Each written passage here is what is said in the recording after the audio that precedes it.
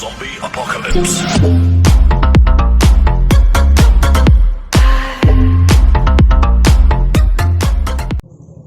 Pengertian budaya politik. Budaya politik merupakan sebuah pola perilaku masyarakat dalam kehidupan bernegara, di mana sistem politik pemerintahan yang dilakukan secara terus-menerus akan menjadi sebuah kebiasaan dalam kehidupan masyarakat. Contohnya seperti ini. Dari sebuah pemerintahan, terdapat orang yang cenderung ingin menyebarkan nilai dan norma-norma kepada anggota lain. Dalam proses pembuatan dan penyebaran norma-norma itu, anggota yang lain akan berusaha memahami bagaimana cara sistem norma itu berjalan dan apa yang dapat mereka lakukan agar sistem itu berjalan dengan baik. Hal yang dilakukan secara terus-menerus dalam waktu yang cukup lama ini akan menjadi sebuah kebiasaan, dan kebiasaan ini akan menjadi sebuah budaya. Budaya inilah yang disebut dengan budaya politik. Budaya politik berperan sangat penting dalam keberlangsungan sebuah sistem politik, dan juga berperan sangat penting dalam menentukan nilai dan norma-norma selanjutnya dapat diterima atau ditolak. Budaya kewarganegaraan. Budaya kewarganegaraan atau yang disebut dengan civic culture terdiri dari dua kalimat, yaitu civic dan culture. Civic yang dapat diartikan sebagai warga negara atau rakyat, dan kultur dapat berarti budaya, yang merupakan sebuah pola perilaku yang dipelajari dan dilakukan secara turun-temurun di masyarakat di suatu wilayah. Jadi, budaya kewarganegaraan atau civic culture yang menjadi bagian dari proses budaya politik ini merupakan sebuah keberadaban dari kelompok masyarakat yang terwujud karena adanya pola perilaku yang terjadi di antara seseorang atau kelompok yang memiliki adab dan etika dalam menjalankan kehidupan sosial. Adab dan etika dalam menjalankan kehidupan sosial ini akan menjadi sebuah kebudayaan yang dapat membentuk identitas dari sekelompok warga negara itu. Budaya kewarganegaraan mengandung nilai-nilai kebajikan dari sebuah negara yang mencakup tentang pengetahuan, perilaku, kemampuan, kepercayaan, komitmen, dan kompetensi dalam sebuah negara atau kewarganegaraan. Budaya kewarganegaraan bertujuan untuk meningkatkan sikap patriotisme dari warga negara dan menjaga agar budaya yang ada dalam sebuah negara dapat berkembang dan dapat menjadi sebuah identitas dari sekelompok warga negara itu. Rasa nasionalisme, pelajaran pendidikan kewarganegaraan, kegiatan tambahan yang membentuk karakter kewarganegaraan, dan ekstrakurikuler yang ada juga berperan sangat penting dalam perkembangan budaya kewarganegaraan sebuah negara. Baiklah, di sini saya akan menjelaskan mengenai sosialisasi politik, kepercayaan politik, dan juga kapital sosial atau modal sosial. Penjelasan yang pertama mengenai sosialisasi politik. Gabriel Almond dan J. Bingham Powell Jr. mendefinisikan sosialisasi politik sebagai proses di mana budaya politik dibentuk, diperbaiki, dan dirubah. Dari definisi ini dapat dilihat sosialisasi politik merupakan proses pembentukan budaya politik masyarakat yang di dalamnya dikenalkan nilai-nilai politik. Sebagai contoh, kita ambil pendidikan di Indonesia sendiri. Bagaimana sejak dini kita telah mengenal konsep yang namanya konsep kebinekaan dan juga nilai-nilai Pancasila. Hal ini tentunya berguna bagi kita agar perpecahan internal tidak terjadi, di mana memang Indonesia sendiri memiliki keberagaman dari suku, ras, dan agama. Sosialisasi politik sendiri memiliki agen-agen tertentu. Beberapa agen sosialisasi politik adalah pihak-pihak yang berperan penting memberikan pengetahuan mengenai sosialisasi politik ini. Beberapa agen tersebut diantaranya yakni yang pertama itu keluarga. Memang kita tahu bahwa keluarga menjadi agen pertama dan utama dalam memberikan pengetahuan. Salah satunya yakni pengetahuan tentang politik ini. Politik merupakan ilmu yang mempelajari hal-hal baik untuk manusia, yang berarti biasanya dalam pembuatan kebijakan-kebijakan publik itu nilai-nilai dan norma-norma yang berkembang di masyarakat inilah yang kemudian dipilih dan dipilah dan diatur sedemikian rupa menjadi kebijakan publik. Artinya, keluarga yang memberikan pengetahuan tentang nilai dan norma yang berkembang di masyarakat secara tidak langsung juga memberikan sosialisasi politik. Yang kedua yakni sekolah. Tidak bisa kita pungkiri bahwa memang sekolah menjadi salah satu agen dari sosialisasi politik, di mana banyak hal yang dipelajari di sana, baik itu ilmu sosial, ekonomi, dan juga ilmu politik sendiri. Di dalam ilmu politik sendiri kita lebih mengenal di dalam sekolah sendiri kita mengenal yang namanya mata pelajaran pendidikan kewarganegaraan. Dari hal tersebut memang bisa dilihat bagaimana sekolah menjadi agen dari sosialisasi politik sendiri. Yang ketiga yakni kelompok pergaulan. Hampir sama dengan dua agen-agen yang sebelumnya, tetapi pembeda dari hal ini adalah bagaimana kelompok pergaulan ini dapat memberikan kontribusi langsung bagi kelompok-kelompoknya sendiri dalam menyebarkan atau memberikan motivasi untuk mempelajari yang namanya politik. Kelompok pergaulan ini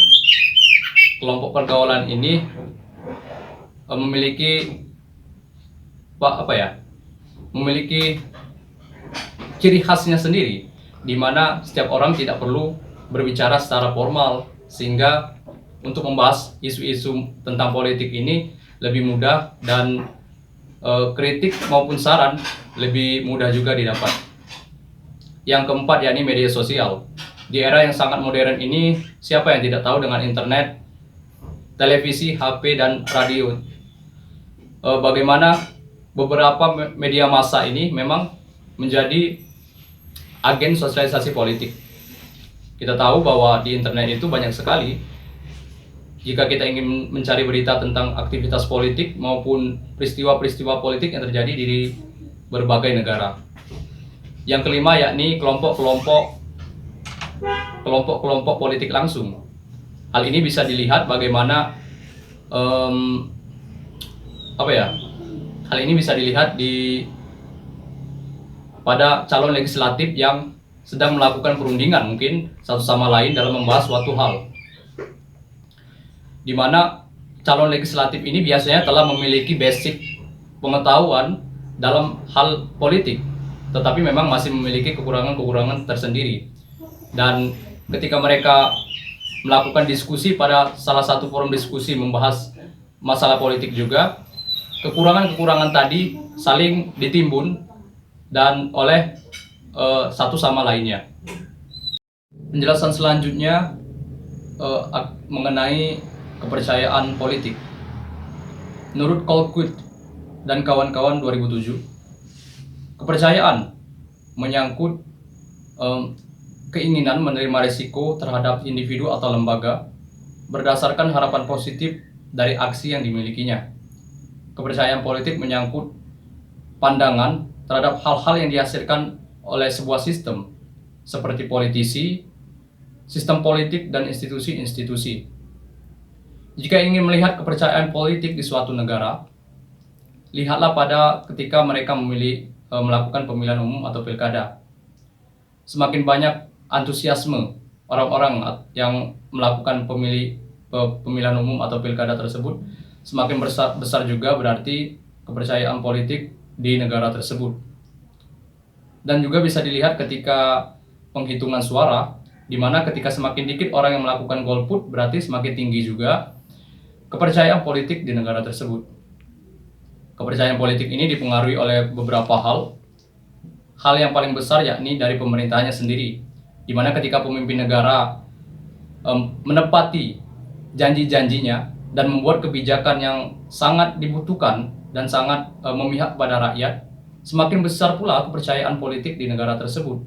Dan juga sebaliknya, jika semakin banyak pemimpin negara mengingkari janji-janji yang mereka buat dan juga membuat kebijakan yang tidak pro pada rakyatnya, maka kepercayaan politik di negara tersebut akan semakin menurun. Selanjutnya saya akan menjelaskan tentang kapital sosial atau modal sosial. Konsep dari modal sosial ini sebenarnya didasari dari pemahaman tentang bahwa anggota masyarakat tidak bisa secara individu menghadapi persoalan-persoalan yang ada. diperlukannya kebersamaan dan kerjasama antara satu dan lainnya, dan juga antara anggota masyarakat yang berkepentingan dalam mengatasi masalah-masalah yang ada.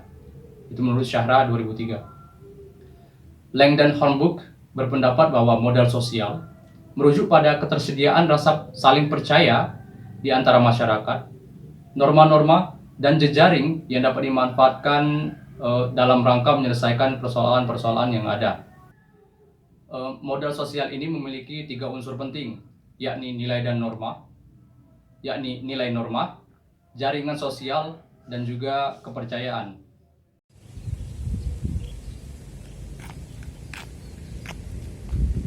Negara demokrasi baru. Sebelum kita mulai membahas apa itu demokrasi baru, saya akan menjelaskan demokrasi. The Webster New Encyclopedic Dictionary pada tahun 1995 mendefinisikan demokrasi sebagai pemerintahan yang tertinggi, kekuasaan ditanamkan pada masyarakat dan dijalankan oleh mereka secara langsung maupun tidak langsung. Dalam sebuah jurnal yang berjudul Apa Itu Demokrasi oleh Larry Damon pada tahun 2004 memberikan gambaran tentang apa yang menurutnya demokrasi tersebut. Yang pertama yaitu sistem untuk memilih dan menggantikan pemerintah melalui pemilihan yang bebas dan adil. Yang kedua yaitu partisipasi aktif masyarakat sebagai warga negara dalam politik dan kehidupan sipil. Yang ketiga, perlindungan HAM atau hak asasi manusia semua warga negara dan aturan hukum di mana hukum dan prosedur itu berlaku kepada semua golongan masyarakat. Baiklah, kita berlanjut pada negara yang mengambil sebuah sistem demokrasi miliknya sendiri yang terbilang sedikit unik, yaitu Cina. Pada masa pemerintahan dinasti Zhou dan dinasti Qin serta pemerintahan berikutnya, Cina masih mengambil paham pemerintahan feodal atau di mana yaitu pemerintahan dipimpin oleh kerajaan. Kemudian pada masa pemerintahan Mao Zedong terdapat 2 tahap revolusi pada bagian pemerintahan. Yang pertama yaitu revolusi demokrasi dan yang kedua revolusi sosialis.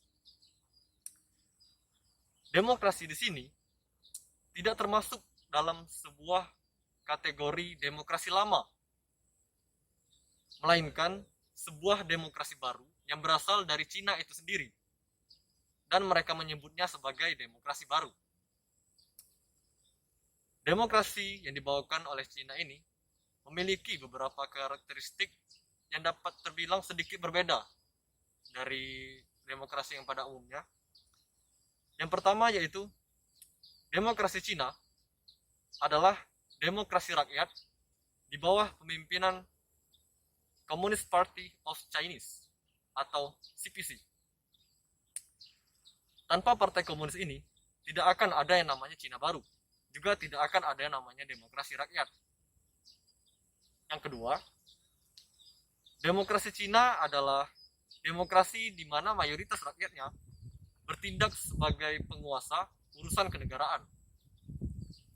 Bahwa rakyat adalah tuannya, adalah inti dari demokrasi sosialis Tiongkok. Yang ketiga, demokrasi Cina adalah demokrasi yang dijamin oleh kediktatoran demokratis rakyat. Di bawah kediktatoran demokratik rakyat, di satu sisi, demokrasi yang seluas-luasnya dipraktikkan di kalangan rakyat, hak asasi manusia dihormati dan dijamin, dan kekuasaan negara ada di tangan rakyat dan melayani kepentingan rakyat. Poin yang keempat yaitu demokrasi Cina atau Tiongkok adalah demokrasi dengan sentralisme demokratis sebagai prinsip dasar organisasi dan cara operasinya. Ketika sentralisme demokrasi dipraktekkan, maka kita harus memberikan peran penuh pada demokrasi dan membahas masalah-masalah yang terjadi dan menjadi perhatian bersama, sehingga keinginan dan tuntutan masyarakat dapat diekspresikan dan terjamin sepenuhnya. Kemudian, semua pendapat yang benar dikumpulkan dan keputusan diambil secara kolektif, sehingga keinginan dan tuntutan masyarakat dapat terwujud dan terpenuhi. Sekian dari saya. Selanjutnya, kita masuk ke bahasan budaya politik negara otoriter. Budaya politik otoritarian tentunya banyak terdapat di negara yang menganut paham otoriter, yang melanggengkan kediktatoran. Apa itu otoriter? Otoriter adalah berkuasa sendiri, dan dalam pemerintahan, otoritarianisme diartikan sebagai bentuk penggunaan kekuasaan terpusat yang kokoh. Biasanya tanpa pemungutan suara secara demokratis. Inti dari otoritarian adalah penguasaan mutlak atas seluruh anggota masyarakat serta menolak adanya proses dialogis. Maka, kata ini seringkali ditempatkan sebagai lawan dari demokrasi. Budaya politik otoriter dibentuk oleh kepribadian yang otoriter, yang dicirikan sebagai berikut. Pertama, ketaatan kaku terhadap nilai dan pola perilaku konvensional. Yang kedua, kebutuhan yang berlebihan untuk tunduk pada otoritas yang lebih kuat. Yang ketiga, rasa permusuhan yang digeneralisir. Yang keempat, pemikiran yang diwarnai oleh mistis dan tahayul. Dengan sifat-sifat tersebut, lebih lanjut, Sears menjelaskan bahwa orang otoriter beranggapan bahwa kelompoknya adalah kelompok yang sangat hebat, sedangkan kelompok yang lain adalah buruk dan memuakan. Terdapat beberapa tipe dari otoritarianisme. Yang pertama, otoritarianisme tradisional.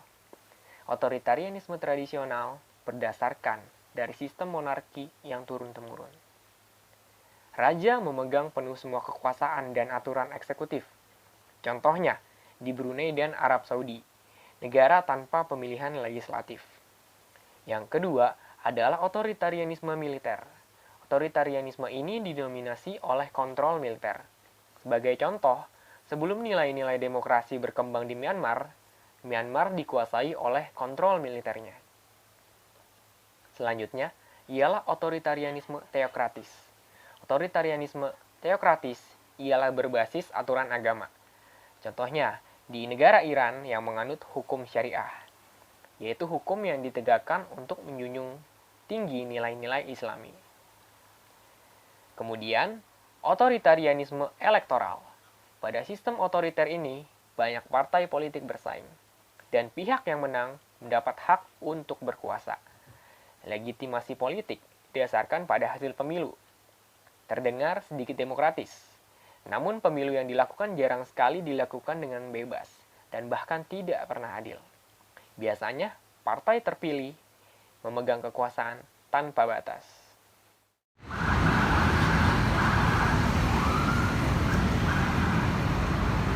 Selamat siang. Budaya politik elit.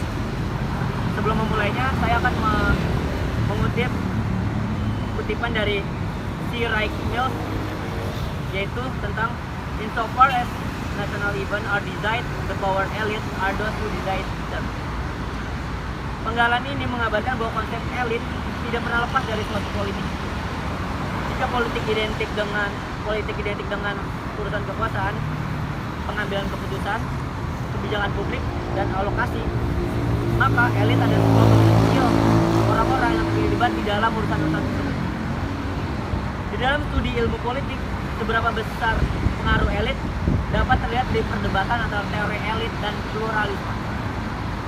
Teori elit membantah pandangan pluralisme klasik yang menganggap bahwa kekuasaan distribusi dapat menang. Namun menurut para ilmuwan yang menciptakan teori elit, Pareto, Mosca, Michel, hingga Weber, kekuasaan justru terkonsentrasi di dalam sedikit kelompok atau individu. Konsep budaya politik elit ini bisa menjadi beberapa poin.